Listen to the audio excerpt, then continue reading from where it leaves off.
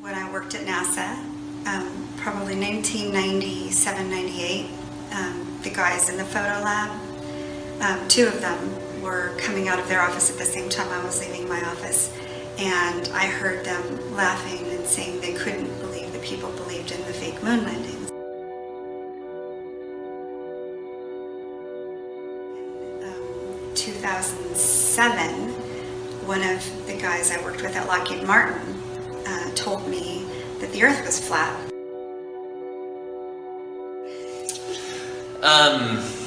So you have a Fort Worth connection. I do have a Fort Worth connection. And that is? I worked for Lockheed Martin in White Settlement, which is Fort Worth, Texas, for a period of time.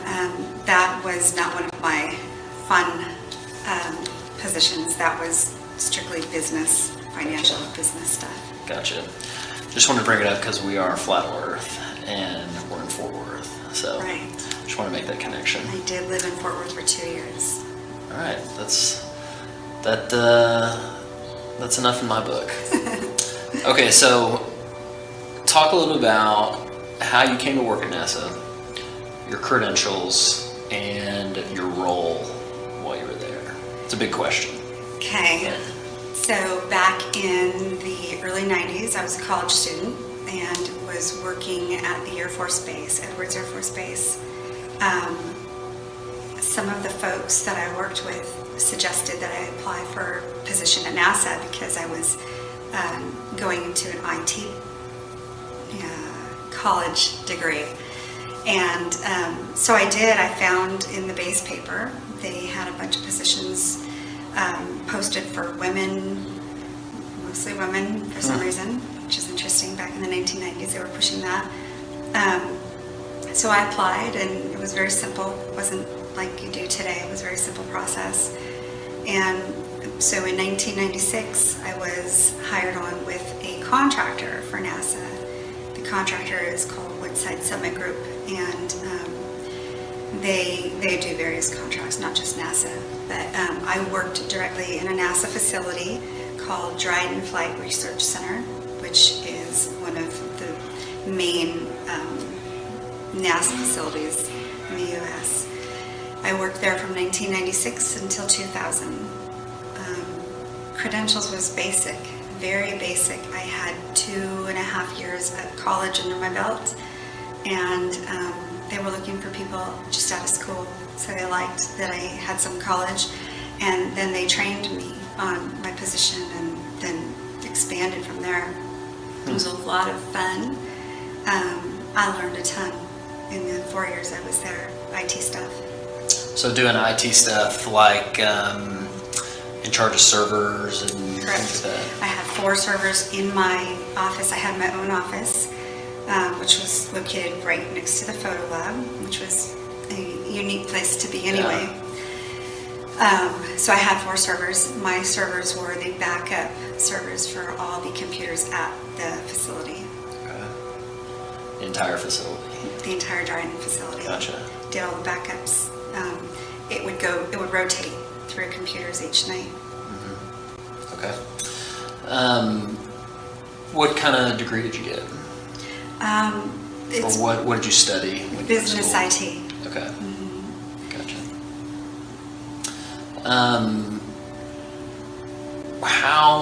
How did you come into Flat Earth? Because you weren't a Flat Earther when you worked at NASA. Correct. Right?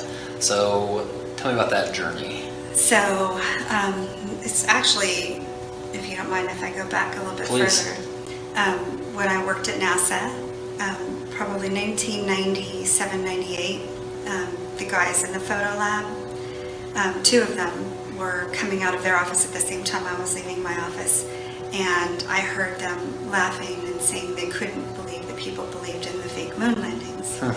Now, obviously, I wasn't aware of any of this then. I had no idea, so I honestly just thought they were crazy. So I kind of brushed it off, and I didn't think about it again for many years. And then in 2007, one of the guys I worked with at Lockheed Martin told me that the Earth was flat, and I discarded the information because he didn't really give me a lot of detail. He was an engineer, very smart guy on the F-117.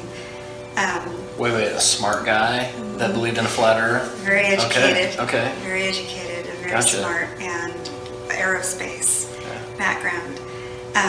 Told me that the Earth was flat, and again, I discarded it because it was just nonsense at the time.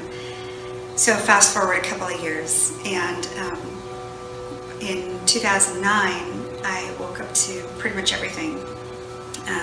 And it's a hard awakening when it's all in one, but Sure. fake moon landings, 9/11 inside job, chemtrails, HARP, and you just fill in the blanks from there. I started to research like crazy. So from 2009 until May of 2016, I was just researching, studying. I worked for the government until 2012. So NASA, then Air Force, then Lockheed, not necessarily in that order. But in May of 2016, I was doing my research, and I ran across a video that said 75 biblical proofs of flat Earth. And I was intrigued, having had it sort of in my face a couple of times and knowing the moon landings were faked. So I watched it, and my life hasn't been the same since that moment. Yeah. So, so your background, I mean, you're a Christian, right? Or you believe in the Bible? I do believe in the Okay. Bible. Because I lately I've found that Christian just means you take the scientific worldview and project it back on the Bible. But if you actually believe in the Bible, that's a different story, Correct. right? If you believe in a literal biblical account. The geocentric. Right, account, you had yes. a geocentric account. Yes. So in that process, was there one verse that like really jumped out at you, or just kind of like hit you for the first time again, you know, when you reread it from a flat Earth perspective? So what I did was the book of Genesis, chapter 1. I went through the entire chapter for about 3 hours and went verse by verse, because that's the account of creation. And so when you look at it with an open mind and believing in a literal Bible, which I do, then you stop and you take account of each verse. And when you do that and you go through the entire chapter, then suddenly you can see creation in a different light.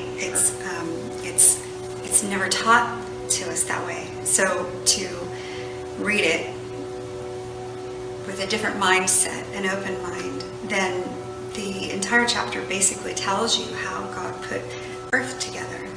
It's like a terrarium. Sure. Kind of.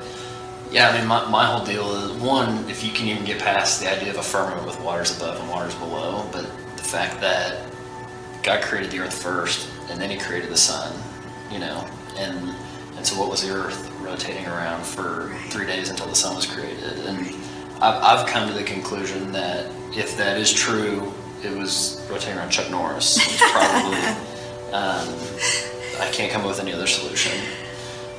Who's an Illuminati shill, by the way? Chuck Norris is. Is that right? Yeah, I mean, I'm just kidding, I don't know. Research that one. Joke. I don't want him coming after me. So, tell me a little bit about the work environment at NASA. You know, just kind of elaborate on atmosphere. Do people like each other? Yeah, You know? Great atmosphere. I actually miss it. I have dreams about working there still. So as bizarre as that sounds, I miss the entire, everything. The people, the facility, the things that we did. It was a very important role. I was part of Y2K. Y2K was this big, you know, false flag, basically. Right. But, you know, you feel important, you feel good. Everybody there was on the same team. You really felt like a team member, and we had a lot of fun. We had events. We had a lot of food, catered events, and I don't know. It was just unique. I was friends with a lot of pilots, you know, who can say that they worked alongside an SR-71 pilot? Yeah, Maverick and Goose, right? Yeah. Awesome. So you talked a little bit about the photographer story, and you know the moon landing it's a conspiracy. You can be a non-flat earther, you can be a ball earther and not believe we went to the moon. In fact, one of the guys on the show, his name's Chad. I mean, I wouldn't call him a flat earther, but he does not believe we went to the moon. I mean, he thinks it looks ridiculous. Good. You know, and so I'm curious. You know, back when you heard them say that, did it touch any points where you would say, oh yeah, you know, I've heard people that say they didn't think we went to the moon, or was that kind of the first time you'd heard that idea? That was the first time, and to be honest with you, I didn't take it seriously in any aspect. I supported NASA. I supported what they did. And I think the majority of people who work for NASA really enjoy what they do and support what they do. You wouldn't question it. You wouldn't. So for the photographers to say something like that is a little weird, right? Well, a few months ago I realized that when I got my tours through the photo lab, there were no pictures of space. They were all jets. So the photo lab has a lot of photos, but none of space. Wow. Yeah. So brings me to my next question. I've heard you mention how you've met Matt Powerland before, or Matt Boylan, Yes. who claims, I have no reason not to believe him, claims that he was a photorealist painter for NASA. And did you know of any other quote unquote painters that were there while you were there? I did not. In fact, I knew we had painters because when you walked into the main building where I worked, I think it was building 1600, in that foyer we had a beautiful painting of the globe that we knew was a painting because they made a big deal out of it and presented it and gave it to us in our building. And so I knew there were painters, but I just thought it was painting. I never put two and two together. Yeah, I mean, he's become famous for saying photo or painting, right? Right. So, I mean, it seems to me that probably 95% of people work at NASA and don't even know there's a debate about the shape of the Earth. That's right. If I had to guess based on what I know now and what I knew then, you wouldn't question it. It's not something you'd even think about. Right. Yeah, and so to me, I mean, even there would have to be a percentage that knew they were hiding something, but they don't even have to know that that's what they're hiding, right? I mean, for all they know, an astronaut, for example, could be told, hey, we're not sending you up because we're saving money and we're using it for anti-terrorism. Absolutely. You know? Everything is parceled. Everything is compartmentalized. You have a specific need to know. And that's true with NASA, Air Force, Lockheed, every government position I've had. It was always need to know. And so you don't really ask outside of the parameter of your position. It's kind of a no-no. It's kind of you just know not to. Yeah, and if you do ask and you're told something, then you're responsible for it, right? And anybody who knows something and they tell you, then they're in deep water because you're only allowed to speak about what you're allowed to speak about. So my badge would have colors on it, and those colors dictate what areas I'm allowed to go into, what my need to know is. And so everybody has specific things on their badge. So if you're talking about your program and you're talking to someone whose badge clearly doesn't show that they're briefed in that program, then you're going to get in trouble for speaking about it. And so from what I understand, there were some things that you were briefed in on, which you weren't allowed to speak on, which you've never spoken on. Correct. Because of your duty. So give me an idea on like 1 to 10 from your point of view, what your clearance level was, and then relate that to maybe the percentage of the facility you were even allowed to go into. Or would it be even hard to even speculate on that? So I worked on something called a black project. When you work on a black project, it doesn't exist. And that's pretty much, if you look at my going away placard from the F-117 program, and I went into the black program, it says, be a light on the dark side. The reason it says that is because I was going into a black program. So, which begs the question, if a project doesn't exist, where does it get funding from? Same place, but it has a name that isn't its name. Right. It's hard to explain that. Sure. No, I get it. So my point would be, you know, if NASA is getting $50 million a day and they are not sending rockets up or people up, then they've got extra money for quote unquote black projects. Correct. And yeah, so that's super interesting. Yes. Okay. Do you, knowing what you know now or knowing what you believe now, do you have any guilt associated with having worked there or anything like that? Or? No, I don't have guilt, but I do have a little bit of shame for our government in that I was a big patriot, very pro-American, very pro-Republican. You know, I was just a very, you know, pro-government, pro-Air Force. And not that I'm not still, because the people who work there, they're still good people. You know, they don't know. But I'm ashamed of the people who are at the top level who know this, and they don't have guilt. And they send stuff down the pipe to the people who, the regular everyday people, to do these jobs. And these jobs are pretty much creative jobs. In order to create this atmosphere, you have to have a budget office, you have to have an IT to support all the computers. But what are they actually working on? Right. Yeah, no, we don't know. So no, I don't have guilt for my what I did. So my buddy Paul, who does a show with me, he was talking to a girl who works at NASA, and she works on tracking submarines, which sounds weird to me. So are you aware of that and or any other what I would call space-related programs that NASA works on?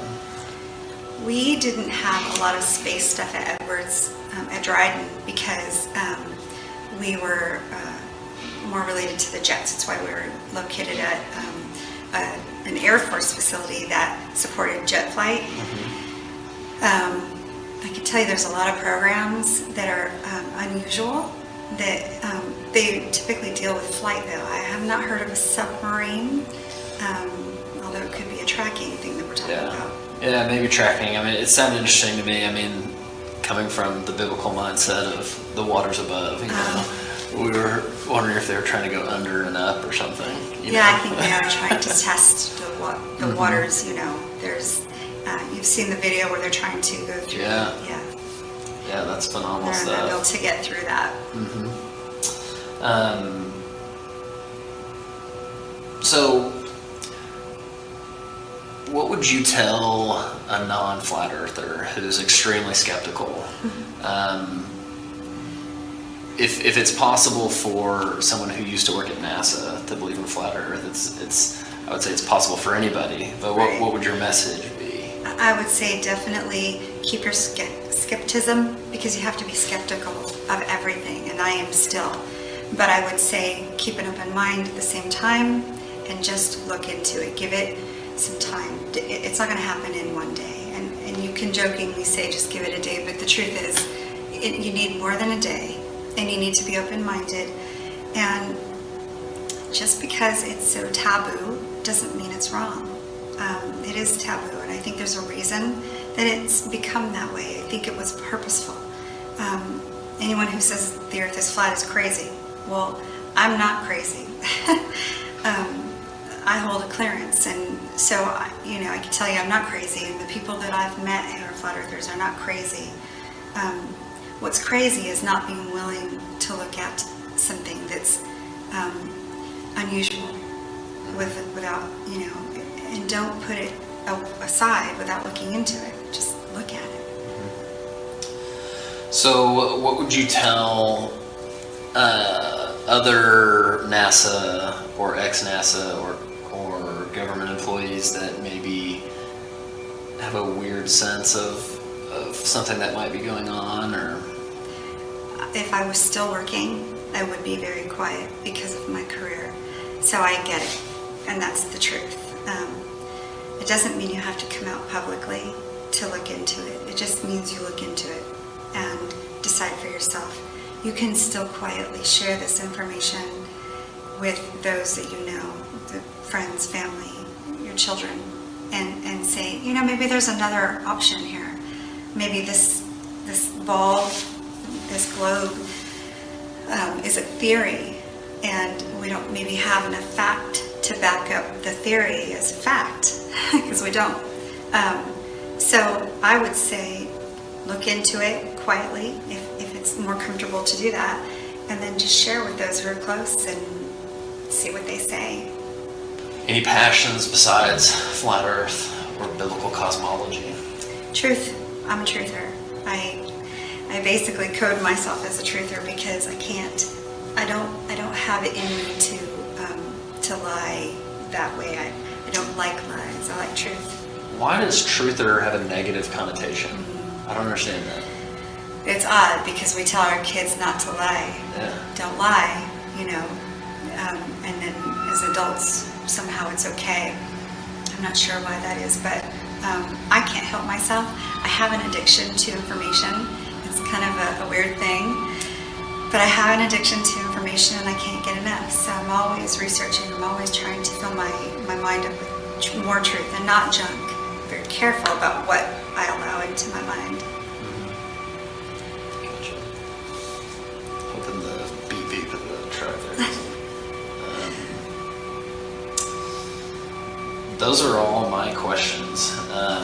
I'm going to say something. Is there something else you want to touch on? Or think would be beneficial to touch on? I don't know. I just really, it's on my heart to share this. I prayed for wisdom, and this is kind of how this happened is I pray. I pray every day, and God is my Savior. God is my God, but Jesus is my Savior, and when I pray, I mean it, and God knows my heart, and I prayed for wisdom, and 3 days later, I found that video, and I don't think that's a coincidence. I believe that that was His plan, and it's only opened my mind and to the truth of the spirit world more, not in a weird way. The spirit world is real. God is in the spirit world. We're not there. We're here on the earth that He created for us. So as a Christian, and that's probably the number one thing about who I am, is I belong to Jesus Christ. And not all flat earthers are Christians. I get that, and they don't have to be. But I can tell you that I'm more blessed in my walk, in my faith, than I ever was prior to understanding the geocentric model. Yeah. Same here. Yeah, amen. So, one of the things that is super important here that I think everybody needs to take from Cyndi's story is that you can work someplace and not necessarily be part of the overall lie, okay, if there's an overall lie, which I believe there is. And what I want you to do is take her story and apply it to your life. So me, I work, one of the things I do is I'm in commercial construction, and I do pricing and estimating for large construction jobs. But I don't swing a hammer, I don't lay tile. I sit at a computer and I plug numbers into a spreadsheet.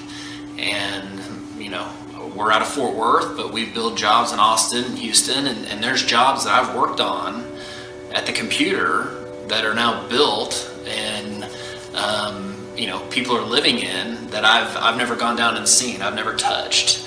So you know, maybe that's a conspiracy in my life that maybe we don't actually build buildings, but I do know that we have a team down there, and that supposedly those buildings were built and people are living in them now.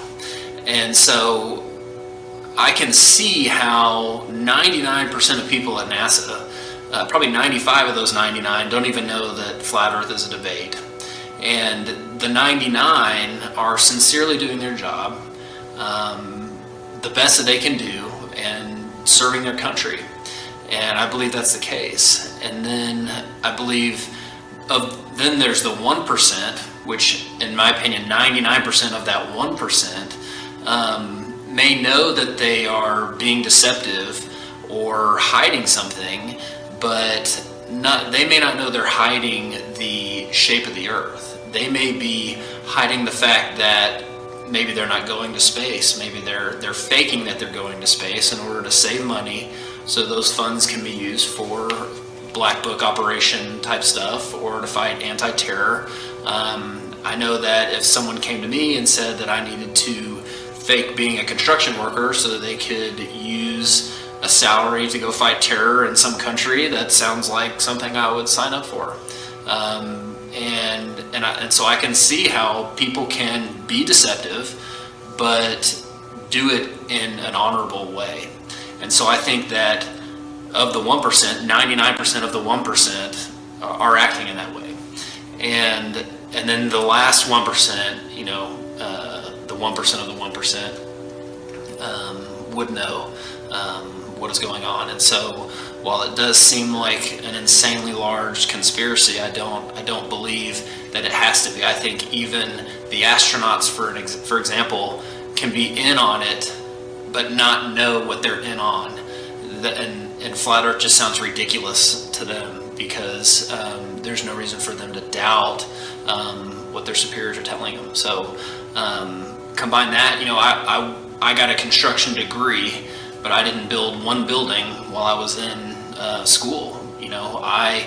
It wasn't until I got out in the field and did an internship for 3 months where I literally learned more than I learned in 3 years of school.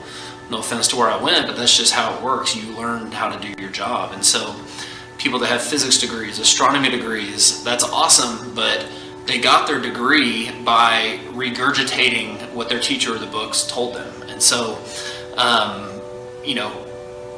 school teaches you what to think, not how to think. And when she talked about the lack of critical thinking in our world, it's a huge void.